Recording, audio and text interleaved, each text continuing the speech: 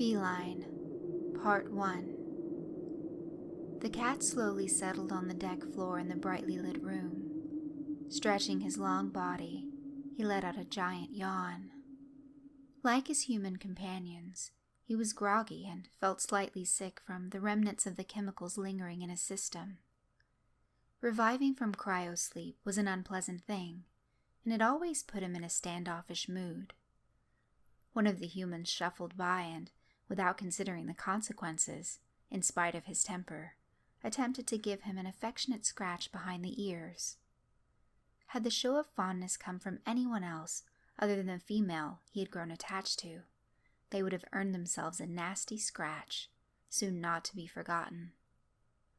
Tired of socializing, he stood with his tail held high and left the large cryovault that housed the flower-shaped hypersleep modules to shake off the lingering remnants of his long sleep. Over the following day, he refamiliarized himself with the 3 levels of the large vessel that had been his home for most of his life. Like the humans that occupied the ship, he too had responsibilities and duties, and, like his counterparts, he took his business very seriously. For there were other places besides the vessel's bridge and engineering level that needed tending, places too small for a man to fit. The narrow and dark shafts and ducts underneath and between the decks were under his charge. They were his to patrol, and his to guard.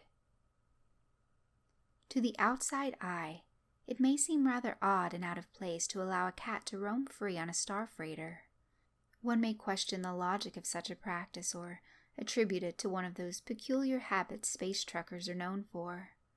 Maybe it was simply a means to distract the lonely and homesick crew and keep their spirits high during long hauls. No, the ship's mascot served a particular purpose and was assigned to this ship, just like every other freighter, cargo ship, or transport in active duty with flight plans mandating cryostasis for its crew. In fact, in recent years, ICC regulations now mandated that every commissioned star freighter, Class M through Class Vega, were required to be equipped with a ship's mascot, Class Level 3A through 3D. How such a strange directive came to be was not so far-fetched as one may think. Part 2. In this modern age, humanity's demand for resources had quickly exceeded what our little world could render. The realization that the Earth was not an endless source of fuel came frightfully sudden upon humanity. There was no other option than to look to the stars and dream of the vast riches that must be out there. With some ingenuity and lots of money, we slowly and aggressively pushed our reach further out into the unexplored frontiers of space. However, this charge into the unknown wasn't led by the governments of the world. It was the powerful and wealthy global corporations that conquered the vastness of space. Soon, our small solar system was ours to plunder, but to our dismay, we learned that it was meager and less than adequate. Humanity's aspiration shifted its attention even further out into the void. Our system may have been lacking, but there were others nearby, rich in minerals and ores. Sprinkled across the universe, brave new worlds, planets, and asteroids, ripe for commercialization, would be found. Waiting in solitary orbits were isolated and untouched planetoids and moons, overflowing with infinite possibilities for interstellar commerce. In preparation for our eventual arrival, probes and eventually automated compact mining units were sent ahead of us by decades to survey the remote systems and establish rudimentary outposts. In the meantime, we developed new technology, constructed shipyards, and humanity began to learn how to travel among the stars. In the beginning, the large corporations faced many obstacles in establishing this new frontier. The advancement of new technologies was vital to creating a profitable and lucrative business model. This included breakthroughs in propulsion, life support systems, energy consumption, inertial and gravitational controls, and so on, and so on. Most importantly, the vessels needed the capability to travel immense distances in short periods of time, while transporting and refining tons of cargo. All of these challenges were confronted and overcome. Man's reach slowly extended out further and further. Humanity celebrated their well-deserved accomplishments and continued to push forward, unaware of the unseen stowaways that flourished in secret alongside their larger companions. In under 27 years, the Thetis Antarctica shipping lane had been established along the outer rim of the core systems. The resource-rich system was located 59 light-years away in the Epsilon Reticuli system. Although the sophisticated sublight engine significantly lessened the flight times, reaching mining and docking stations still required significant time by human standards. Supercomputers equipped with multi-utility task hyper-recursive processors made high-speed navigation possible where pinpoint accuracy and split-second course corrections could mean the difference between life and death. The ever-watchful computer monitored its hull and meticulously cared for her crew like an overly protective mother. In fact, she was so efficient that, during this stage of the journey, the crew was more of an interference than a benefit to her. Little was left for her crew to do, other than pass the time. Then there were the extreme G-forces from accelerating to such speeds to consider. The massive weight from a velocity just below the speed of light was intense and capable of crushing a human body instantly. The corporate number crunchers frowned at the cost of retrofitting the hulls of each ship with thick and expensive shielding and installing powerful inertial dampeners within its decks. Research in hypersleep yielded the answer to this dilemma. It soon became standard practice for the crew to enter hibernation capsules that induced a state of suspended animation as a means of enduring the long hauls. Only the section that housed the small hibernation vault required the inertial shielding to shelter the crew from the severe G-forces. The vessel would power down, the halls and corridors darkened, and equipment and systems came to a stop. The air thinned, and the ship was alone and unwatched. That was when they came out, free and unhindered to claim their lands. The vermin. Alongside the spread of humanity into the stars came their filth, waste, and garbage. The pests and vermin who thrived in these conditions of squalor found their promised land within the tugboats, mining facilities, outposts, docking stations, relay communication hubs, and military deployment command centers. Infestations were not an uncommon sight for commercial tug ships in those days. Regulations were lax and rarely enforced. Surprisingly, the design engineers were baffled these small creatures could even survive the extreme forces encountered from a ship's sublight acceleration and decelerations. They should have been crushed and smothered against the bulkheads. They were not. Even though life support was powered down, the complete evacuation of the environment in such large vessels was not possible, and not to mention, not economical. Still, the thin air should have hindered the little beast's activities. It did not. Space travel seemed to have an odd effect on the animals. They flourished. Not only did they prosper, but they adapted rather well to the harsh conditions of interstellar flight. They developed powerful circulatory and pulmonary systems. The little beastie's muscle mass increased, and bones became as durable and flexible as the most advanced polymer. Initially, little was done if a ship reported a vermin infestation on its decks. Again, the company executives frowned at any expenditure that eroded their profit margin, such as the full extermination and continuous pest control expenses of their fleet and facilities. It was rare to see an approved requisition for an extermination request, and the filthy stowaways eventually became just an unfortunate reality of life in space. Before the Shotwell disaster, bribes and payoffs were more than adequate for the regulatory agencies to turn a blind eye to the problem. The U.S. CSS Shotwell exploded just outside the Beta Prime Reticuli system in 2117 AD. The detonation of the ship's main reactor destroyed both cargo and crew. Analysis of the recovered flight recorder from the wreckage indicated critical failures of many of the ship's primary and secondary systems, including the reactor's cooling system controls. With the investigation concluded and the outcome buried deep within the high-security vault and mainframes, business went on as normal. Things changed in 2119, when the buried failure analysis was leaked to the public by an innovative and skilled hacking organization. The public was outraged to learn the destruction of the USCSS Shotwell was the result of severe internal damage to several of its primary systems conduit housings that held the complex and fragile circuitry wiring. People were horrified and enraged to learn that the sensitive network of vital wires and modules that ran within the walls and decks shared space with massive populations of rodents and pests. Again, the company executives frowned at the cost of the elaborate deterrent systems needed for each of its vessels. An adequate pest control system was expensive and intricate. It needed its own dedicated AI to be effective. The days of simple mousetraps and poisons were a thing of the past.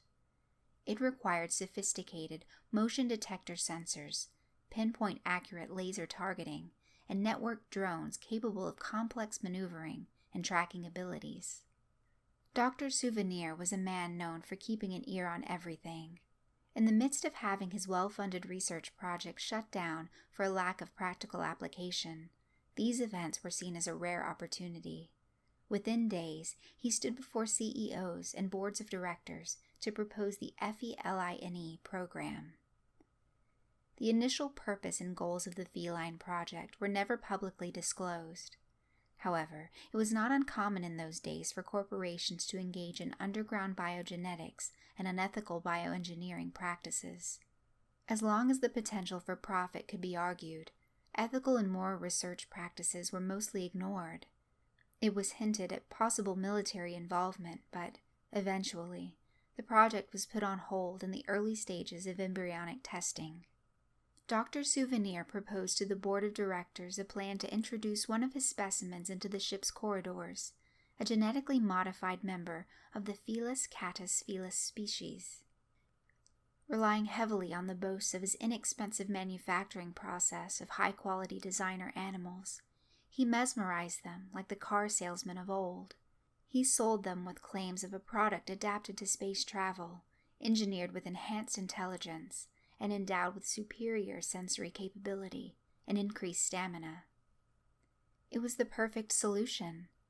Everything the environmental pest control systems had to offer was contained within these small creatures for a fraction of the cost. The Feline program launched with immense success. The Feline product was given full access to the ship during operating periods such as departures and docking approaches, as well as any active duty during interflight times that crew revival was required. A single feline was capable of keeping an entire ship clear of vermin. If any rodent dared to step foot on the decks of a ship patrolled by a product of the Feline program, it would be dealt with swiftly and efficiently. It wasn't long before every ship was assigned its own feline to serve as mascot and custodian to its long and dark corridors. Part 3. The ship rested on the surface of the small and barren planetoid. For the past 14 hours, its hull was battered by massive gusts of wind carrying debris from a hostile and cold atmosphere. Within its pressurized walls, the cat sat on a cushion in one of the several lounging cubicles in the galley. He was mindful of every nook and corner of the mess hall. He was nervous from all the recent activity. The humans were on edge too. He could tell. The rough landing on the planetoid's surface shook and rocked the ship and ended with explosion, smoke, and alarms. He had had enough of this disruption to his routine. He retreated to Module 12 on sea level to try and take a nap in his secret, safe spot. He sensed it even before he had completely awoken from his slumber. It confused him at first. Something had entered his territory. He felt it with his finely tuned senses. The sensation seared his nerves. It tingled with a strange vibration, so unfamiliar to him, so alien. Yet he knew it was dangerous and an enemy. It was absent of scent, and its presence flickered in and out of his awareness. Still, it aggravated his senses so persistently. He rose slowly, His ears flattened, and he dashed into one of the ship's networks of service shafts installed just for him. These passageways allowed him to gain access to anywhere he needed to go to perform his duties. He poked his head out of the staging area of the main airlock. A commotion had caught his attention. He felt the irregular presence even more intensely here, but could not see anything. The source of this intruder continued to evade him, in spite of its proximity. He watched as the hatch to the inner airlock slid open, and the humans rushed in to help one of their companions. He seemed to be injured. The cat's focus studied each person in the airlock passageway. Something was wrong with one of them, but he saw nothing that would trigger his senses so harshly. He hunted and searched with a skill second to none. There was no doubt. Something was on the ship. His ship. Something was hiding from him. Something very good at hiding. Suddenly, it was gone. It snapped into nothingness as if it were never there. It was as if the intruder needed time to adapt to its new environment and adjust its ability to cloak itself. The cat had missed his opportunity. The presence had disappeared, leaving the cat confused and uncertain. The next day, the cat continued his constant prowling of the ship's decks. Exiting an upper-level observation station, he froze when the presence once again erupted into his awareness. In the distance, he could hear the panicked cries from the others, intermixed with a scream of agony. He sprinted towards the sounds at full speed. It was time to deal with this mysterious intruder. He flew past his crewmates, barely taking notice of the stunned looks of horror each one had plastered on their bloodied faces. The galley was coated in a thick layer of blood and viscera. It had sprayed out in all directions from the body sprawled across the table. Squirts of blood shot up into the air from torn arteries and blood vessels from the massive hole in the man's chest. His body and face were still contorted in agony from the last moments of his life. The cat followed the large pools of blood and entrails the creature had dragged out of the body when it made its quick exit. He followed the gory trail to an opening of a small service shaft. The cat paused. Adrenaline pumped into his bloodstream. Every nerve in his sleek and slender body was on fire, and he entered the dark shaft. The hunt had begun. Part 4. 3 levels down, the cat slowly entered the partially opened hatch. The sea-level equipment maintenance area contained rows of old and battered equipment, stacked on partially assembled machinery. Dripping water from the coolant system fell from above and echoed over the deep, rhythmic hum of the massive engine drive. The cat walked under the erratic cling-cling of chains slightly swaying from the upper level. So many sounds called out, but the silence underneath overwhelmed them all. The cat took in the environment and was aware of the tiniest of sounds. As a skilled hunter, he could feel and see everything all around, for it vibrated the air like an insect struggling in a spider web. The reverberations caused ripples of color to form waves that expanded out, creating shapes and scents and sounds. They were vibrant colors that man never knew existed and would never be able to see. To the cat, it was a familiar sight and gave him vast amounts of information about his surroundings. The cat walked behind the rows of shadowed equipment, following the sound, looking for its source. His whiskers were long and rigid, capable of detecting micro changes in air density from the minutest of movements. The maintenance compartment ended at a short service tunnel connected to a massive room that housed one of the ship's retracted landing gears. The condensation from the engine's heat fell like a light rain. Large, dirty, and oily gears and servos lined the chamber walls with a myriad of thick and ribbed cables interwoven throughout the machinery. The landing gear stood tall in the center of the room, cradled by filthy jointed arms of several undercarriage support struts. In the corner annex, movement from an unusual shape caught the cat's keen eyes. Coiled in a ball, it sat within a groove of the lower portion of the landing gear. The cat froze and flattened himself to the ground. His piercing yellow eyes studied the beast from bottom to top, looking for any weakness or advantage. The creature was thin, but long like a cobra. Its skin was still moist and glistened from coats of congealed blood from its former host. It had no legs, and it had no eyes, but 2 small arms with hands of needle-like fingers were at its side. Its long, slender body appeared soft, but it was lined with bulges and striations, revealing it was simply one long and powerful muscle, from tip of tail to fang of mouth. Instinct had always been the cat's ally. It provided him instruction on how to hunt and fight. It told him what to fear and when to attack. For the first time, it was silent, and the cat was afraid. However, the fear lasted only moments, for it is nearly impossible to scare a true feline into inaction. It was his business in life to watch over his territory without consideration to the manner of the trespasser or how alien the creature. He knew what needed to be done. He knew where he must strike. His jump and his bite must be perfect. It was its back he must break. But he must be careful. He could smell a poison in its veins, of such toxic and noxious concentrations, he feared even a single drop would mean his death. His bite must be powerful and precise, but not directed at the delicate flesh under its jaw. No, the strike must land on the back of its head, where the skull meets its backbone. The monster was still and coiled in a corner over a container of old and dirty tools and equipment. Its abdomen was heaving deeply until it regurgitated a straw-colored, viscous mucus over the objects. The thick, sap-like fluid slowly ran down the surface of the objects and onto the floor. Wispy streams of smoke began to rise from the glistening coat of slime that covered the metal and plastic objects. Gradually, the objects began to melt away and collapse as the atomic bonds of the material shattered and separated.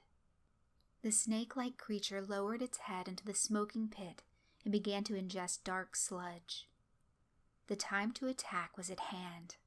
This was the moment to strike. Every muscle in the feline's body tensed. Muscle fibers pulled and contracted, building up as much energy as possible. He pushed off the ground, releasing an explosion of speed. The cat hurled his body through the air and launched himself towards the unsuspecting beast. The whole of his attention, the entirety of his being focused on one spot, on one target, the base of the creature's skull. The cat bit down hard on the leathery skin and kicked hard with his hind legs against its lower back. The loud, satisfying snaps of vertebra separating and shattering should have rung out. It did not. The creature gave a high-pitched scream of pain as it rolled and thrashed violently to the side, taking the cat with it. As the two tumbled and crashed into the equipment, its slender body wrapped itself around the cat's body and squeezed. The loud snapping of the cat's ribs and femurs from the constricting of the creature's thick body should have rung out. It too did not. Although the creature was incredibly strong, with the ability to shatter a human sternum, it had not realized the power of the cat's blow.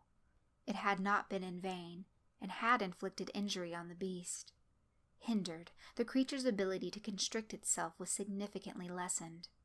It hissed as it used what strength it could muster to squeeze the remaining air out of the cat's lungs. The cat's chest burned from the lack of oxygen. With his mouth still firmly clamped onto the beast's hide, he couldn't even let out a growl of frustration. The two adversaries were at a stalemate. It was only a matter of whose will was stronger and whose necessity was greater. The cat's need for air, or the creature's desire to overcome its injury and kill. Misfortune had entered the game, and its gaze fell upon the cat, for when a slight burn began to emerge in the cat's mouth, he had no other choice but to relent and release his bite from the creature's hide. If he had not, he would get a mouthful of its toxic and acidic blood from the wound. The cat continued to kick with all his might, each landing hard against the creature's injured spine, but each blow became weaker. With the last of his strength, he kicked off the floor, giving him the leverage to twist his center of gravity and reposition himself as they crashed into shelving and containers. Under the rain of tools and spare parts, The cat now had his full body weight pressed down on the abdomen and head of the long creature still wrapped around his torso. The cat pushed down hard, violently expelling the air from the beast. It tried to scream, but found it could not. Its struggles became more pronounced. It did not like this change in superiority. To the cat's surprise, the creature released its grip and quickly uncoiled its body. Instantly, it disengaged from the cat's torso and zipped into a cluttered panel littered with wires and conduits. It scurried up the wall and emerged overhead on top of a support strut. It perched high above, looking down on the grated floor. It glanced longingly at its slurry crater of melted material, then glared back at his foe. Before disappearing into the dark shaft above, it gave a long and furious shriek of hate and anger towards the cat. Part 5. The cat looked up into the air duct shafts within the steel framework where the corpulent tail had disappeared. He stood and fixated on the dark openings with perfect stillness, a trait not obtained from the modifications of tinkering in a lab. This was the work of millions of years of evolution and natural selection. It was still up there. Although he could not understand the concepts or ponder over this strange creature's biology, the cat knew it was rapidly changing. It was growing. Even now, its presence was quickly fading from the cat's awareness. His senses were designed to hunt and track prey, and it was becoming something that nature dictated was no longer prey to him. However, the cat was wise enough to understand the change in perspective did not go both ways. It would most definitely hunt him down and kill him if it so desired. The cat was also aware that something else had changed. His gaze broke from the upper levels and now peered at the slurry mess of metallic sludge left behind. The expelled enzymes from within the creature had run its course, no longer smoking or sizzling. The little beast had been feeding in preparation for the rapidly approaching growth spurt and metamorphosis it was about to undergo, a critical phase in its development. It only had the opportunity for maybe 1 or 2 mouthfuls before its feeding was interrupted. When it emerges from its metamorphosis in its adult form, some will be stunned by its greatness. They might say they admired its purity and marveled at a structural perfection matched only by its hostility. Others might hold admiration for its unclouded conscience and look upon its nature with envy. A nature devoid of remorse or delusions of morality. And some may even go as far to has come to believe without a doubt it was the perfect organism. They would be wrong. It will not be perfect. Yes, it will be powerful, but only a mere shadow of what it was meant to be. In considering this beast, one must look at the nature of nature herself. She is precise, elegant, and full of ingenuity. She has endless variety at her disposal. She is also mad, malicious, and insane, with tendencies to inflict unimaginable pain and suffering upon those who are unable to adapt to her ever-changing moods. She is capable of extreme and pointless acts of violence and destruction upon her creations. All must love her, respect her, and fear her. Now, if such an entity did exist in some tangible persona, and it poured all its rage and insanity into one organism, it might have looked something like this creature. Nevertheless, in all its potential for perfection and greatness, one requirement had not been satisfied. It must feed before its final metamorphosis into adulthood. It had failed. The window of opportunity to consume the available nutrients from its surroundings was narrow and could not be missed. It had been given the enzymes capable of breaking down any type of metallurgic matter at the atomic level into nutrient-dense molecules. This would fuel its rapid growth and provide nourishment during this critical time of development. Unable to do this, the creature would enter the metamorphosis in a nutrient-deficient state, severely impairing its development and growth. Instead of a body that could move in complete silence with stealth and grace, it would now be slow and awkward in shape and form. A black, armored exoskeleton of razors, harder than the steel of the ship's bulkhead, would be soft and easily bruised with a sickly green hue. The strong and rigid tail, capped with a bladed tip, would not whip or snap or stab at its victims. It would drag uselessly and limply from behind, absent of almost all dexterity. Gone would be the primal rage that defined its species. Absent of its bloodlust and frenzy-induced fury, it would take a more reserved approach, hiding within the darkness and moving silently in the shadows. It would be patient, using stealth to pick off its prey one at a time. As the last of his perceptions of the alien creature flickered out of existence, the cat turned and carried his battered body out of the dark chamber. He looked up into the ventilation system one final time before exiting. He knew it was growing up. He also knew it would be a fraction of what it could have been. However, there was no doubt. It was still a very powerful and savage beast. Exhausted, the cat found a quiet and isolated compartment to rest and recuperate. Beginning to relax, the cat began to clean his orange and yellow coat. He pondered the day's events and accepted the battle had not been won, but neither had it been lost. Maybe, just maybe, through his efforts, the humans on board would now stand a chance at survival. Maybe the balance had been tipped just enough in their favor for some of them to survive the approaching nightmare about to descend upon them. He lowered his head and closed his eyes. Sadness lightly settled upon him just before sleep took him away. He knew this creature that had trespassed on the ship brought destruction with it, and this place had very little time left. This giant collection of metal and circuitry and plastic would soon be no more. It had been his home for most of his life, and he had defended it and kept it safe and free from all invaders during that time.